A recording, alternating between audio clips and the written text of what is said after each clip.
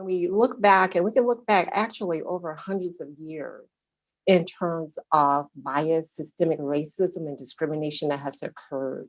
We can look at things about how enslaved women, for example, were treated as part of gynecological exams and experiments, actually, without anesthesia. And of course, we know the Tuskegee syphilis experiment and the impact that had on African American communities.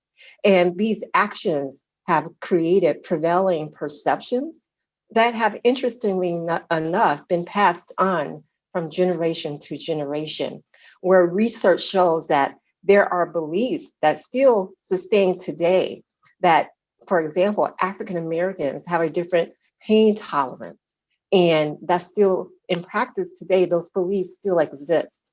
Or we can think about just the whole notion of how Blacks or women, Native Americans, Hispanic, Latino, how they are deserving of care. So, coupled with that also is the ideal or the lack of cultural competency.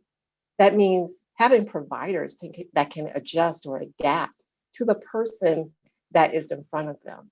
So, those also become a driver of some of the health outcomes and some of the disparities that we see in healthcare delivery.